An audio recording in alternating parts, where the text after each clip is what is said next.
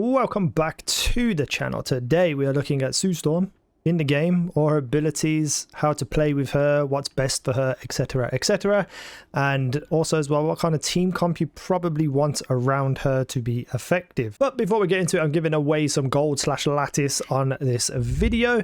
You can, like the video, subscribe, leave a comment down below, tell me who's your favorite so far out of Sue Storm and Reed Richards. I had a video earlier on about Reed Richards and everything you need to know about him, so check that out if you haven't already. But let's get into it now. Sue Storm is a little bit straightforward, but there's a few things you need to know. So she stays invisible before you make any kind of move or ability. Anything you do will bring her visible again, and after a certain amount of time she will vanish again. However, there is an easier way to get her to go back to being invisible, and that's her double jump. So if I put my shield there, I can then double jump and I'm invisible again straight away. So if you are in the mix, in the middle of a team fight, you want to make sure you're not double jumping at the wrong times, because I think, for me, when I'm going to an area, say I'm running towards the point, I'm always double jumping for some reason. And then even though I've gone invisible, say I get into a fight now, I have to wait 3 or 4 seconds to be able to go invisible again. So I think there's a real kind of discipline you need to not just constantly double jump when you don't need to, because the cooldown, even though it's only 6 seconds, does feel like it's a lot. Now, when you are invisible, everything you do, like I said, will make you visible again. Even the move that you are setting up to either push or pull people towards you. So this move here, as soon as you press it, you will become visible again. So then whatever you choose to do, you are already visible. It's not going to be visible on when you actually launch it. It's going to be when you proc it ready to go. So the best thing you want to do with this is to get behind people, get to the side of people during a fight while you're invisible, and then potentially maybe pushing them off the map if there's spaces to do so. For instance, if I come over here, let's say I'm hiding in a corner, then I can pop this and I can push people off the map. So that's where you want to use that. On top of that as well, you can obviously also pull people towards you. Let's wait for these little guys to get back up. So we can launch them inwards. They don't go as far. It's more of a way of just kind of pulling them out of specific moves, special moves and stuff. Just a way to crowd control, to quote unquote stun them. It doesn't go as far as I would like it to be, but it is a way to just knock people around, just cause a bit of chaos. I think for the most part, the pushing outwards is probably more useful, because there are some maps where the points are basically around an area where you can knock people off. You've seen people do it with Spider-Man where they pull them off. You've seen people do it with Bucky where they pull them off as well. And, it's no different here for Sue Storm. I'm sure a lot of people will find a way to make pulling them towards you very effective. I just haven't had the chance yet. Unfortunately, I didn't get enough time to play Sue Storm today to get a good gameplay. But wait, where's the other bot gone? So that's why I'm kind of just going over the abilities here. Now, her range is 30 meters. So if I go here and I hit them, you can see that I do roughly about a bar and a little bit of damage. And that makes her very, very, very effective from any kind of range. Obviously, big tanks and stuff are going to be a little bit harder to take down. But at this range, she could potentially even fight like Iron Mans and stuff. And the best thing about her ability, her normal just firing ability, is it can hit twice. So it goes through the enemy and it comes back to you. And it's not even a long animation, so you can just spam it like this and kill people very, very quickly. So for instance, if you are back here, approaching a fight, you can still do some damage, but you're not going to be able to do as much damage because the projectile has to fly across the map. You can see how, how much longer it's taking to kill that enemy, as where if I came here on 20 meters, you can pretty much just tear through enemies because the projectile doesn't have to travel as far.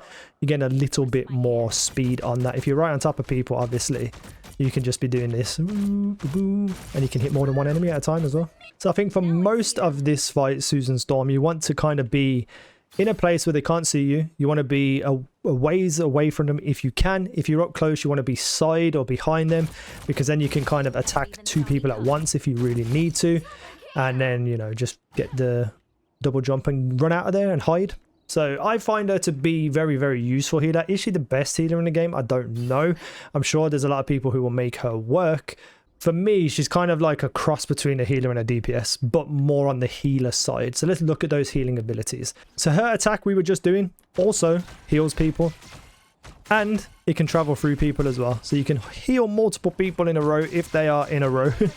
Obviously, this isn't going to be too useful within a game, but it can, you know, heal people or more than one person if you are lucky. So very much like Lunar Snow, you know, we've got an attack and we've got a heal through this. However, her shield is unbelievable. It's got 300 armor, so they have to do 300 damage to take it down, and then it will also heal people. It will stay up until it's broken. So for instance, if I pull it here, you can see that the healing for this Galactabot goes up pretty quick, but I only have 100 damage left now, so it's going to break now. Boom, and there we go. So if I pop my shield here, you can see it's got 220, 200, 175, 150, 125. Now, if I pop it over another one, it still has the same amount of armor. You can't create another one. It's literally just you move it from one character to another. So if it's already taken a whole bunch of damage, it's going to keep that damage while moving to another character.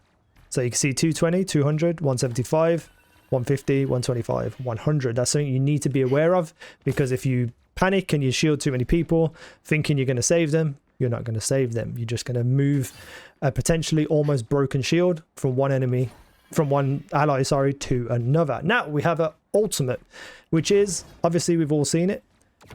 You turn everyone invisible. Now you can't see this unless you're on the enemy team, but if you were here, you would not be able to see where those Galactabots are at all if you're on the enemy team. It doesn't last very long, but it's obviously going to be very useful when taking points, you know, getting in the mix.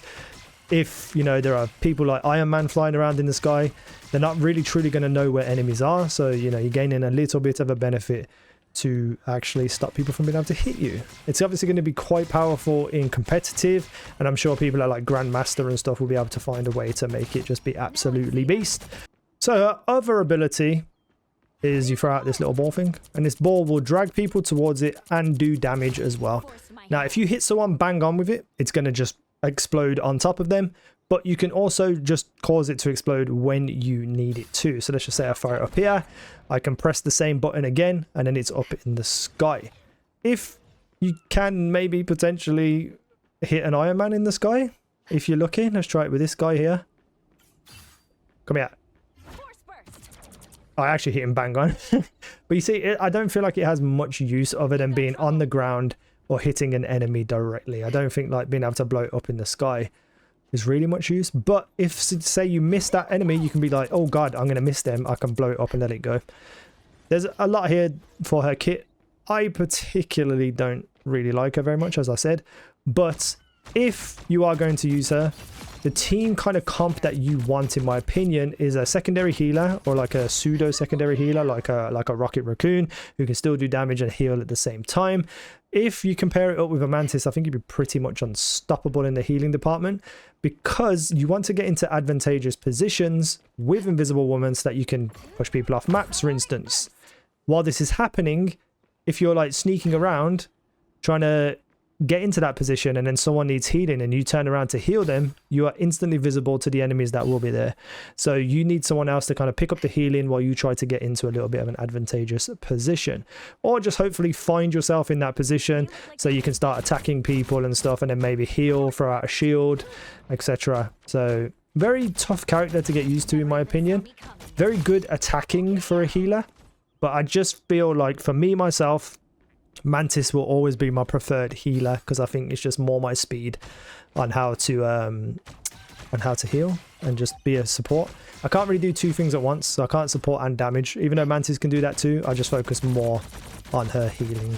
Let me know what you're thinking so far with these characters. Are you excited for The Thing and Human Torch? I definitely am, because I think Human Torch is going to be unbelievably fun, and I think The Thing, you know, will have a lot of really cool moves as well. That's it. Thank you for watching. I've been easynow. You guys have been awesome.